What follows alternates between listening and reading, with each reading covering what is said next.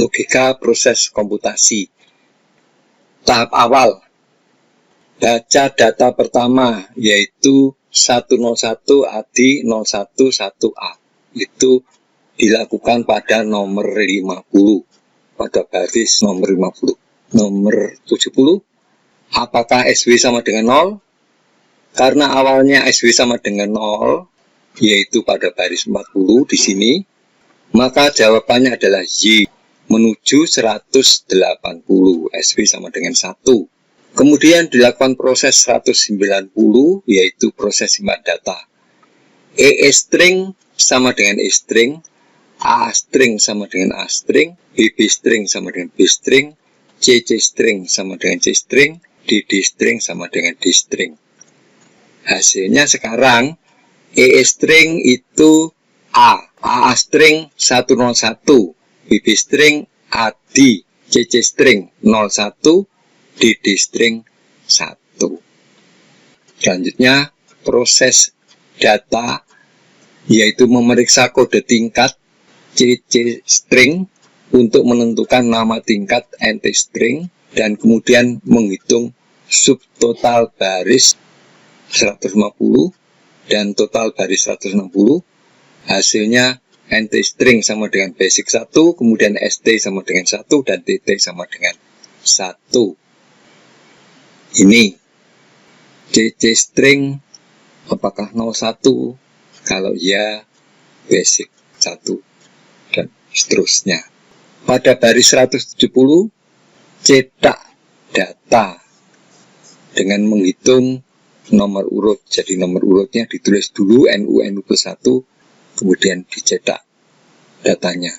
Yang dicetak adalah data yang tersimpan di memori, yaitu AA string, BB string, DD string, EE string, dan hasil proses sebelumnya, yaitu NU, kemudian NT string, nama tingkat. Data kedua adalah 102, Budi 03, 2. Apakah SW 0? Jawabannya tidak, karena SW sudah sama dengan 1. Jadi menuju baris nomor 80. Apakah E string yang baru dibaca, yaitu A, tadi itu, dari 102,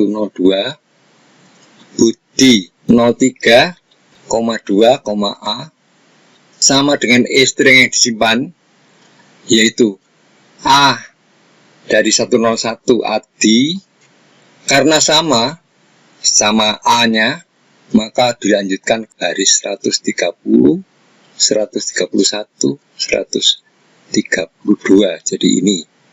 Jadi karena sama, ya masuk ke sini. Sehingga sekarang EE string sama dengan A string adalah 102, BB string Budi, CC string 03, DD string 2, dan proses diteruskan seperti di atas. Artinya muter lagi seperti ini. Multi statement. Selama ini kode kata yang dipergunakan sebagai perintah proses disebut statement. Misalnya goto, if then, read, print, dan lain-lain. Statement itu dapat digabung menjadi satu baris perintah dengan cara memberi titik 2 dan disebut multi statement. Dengan penggabungan ini, pemberian nomor baris dapat dikurangi. Sebagai contoh, flowchart di atas sekarang menggunakan statement. Ini yang dimaksud dengan multi statement.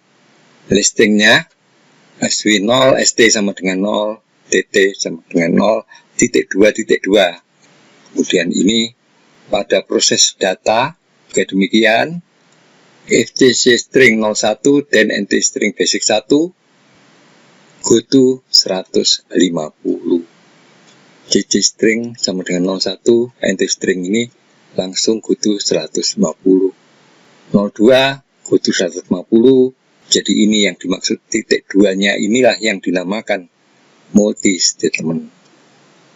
Nomor 190, go to simpan data, kemudian go to 120. Ini yang tidak boleh. Kenapa tidak boleh? Karena kalau di depan ada tulisan simpan tanda kutip rem ya, rem simpan data, maka dia tidak akan melakukan perintah di belakangnya.